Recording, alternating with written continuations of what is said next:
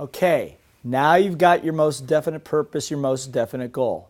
And you're going to take that on with all the desire and all the belief you can muster. You've got to believe you can do it. And if you don't believe it, the little voice saying, I'm not sure if you can do it, use your little voice techniques to overcome it. All the ones we've been talking about. Anchoring love and success. Doing all the things that you need to do to overcome it. Got to have the belief. Got to have the desire. How bad do you want it? Do you want it bad enough?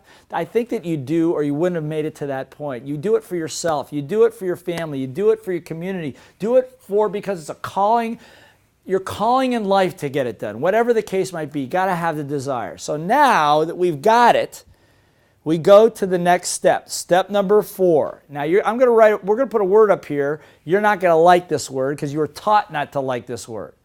You were taught not to like this word, and for good reason. But this is the key to establishing instilled discipline and truly becoming a winner in everything that you do. And the word is surrender. Now, just think about it a minute. Let me ask you a question.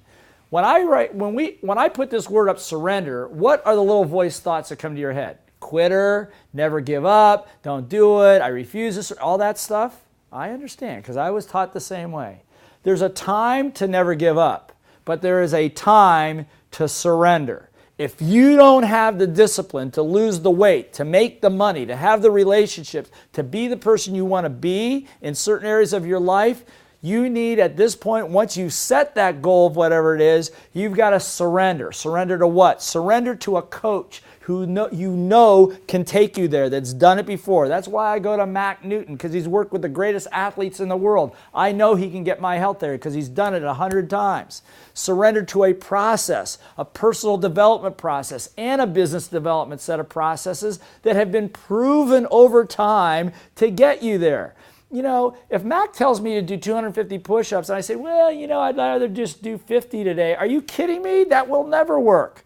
When I learned to become a presenter and a teacher, my mentor at the time told me what to do. He said, you don't change anything. You do exactly what I tell you to do, much like a master and an apprentice.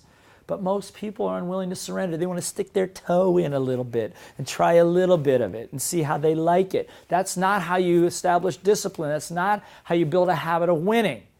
You've got to be willing to surrender to the process. And as I'm talking to you, you got to ask yourself, what have you not surrendered to that you need to? Have you surrendered to your primary relationships? Have you surrendered to your business? Maybe you have, maybe you haven't, and maybe that's why you're not operating on all cylinders and you haven't made it happen for yourself yet. You can do this. Just say, I am willing to surrender to the process, and then not to surrender once you're in the process, if that makes sense. Surrender to a system. Surrender yourself to an environment that you know is going to support you. Don't hang around people that are going to beat you up. Don't hang around with people that are envious of you if you're successful. Don't hang around with people that like to hear that you do bad because it makes them feel better about their poor, miserable lives. Don't do that.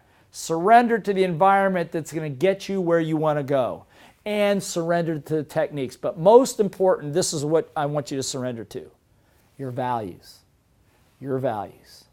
Remember I told you on the Mount Kilimanjaro, I learned somewhere below the snow line that there was something more important than a mountain. It was called love. Love of my family, love of my son. And thank goodness I had rules, my own rules, that I was willing to surrender to those rules to protect that value and protect the relationship with my son.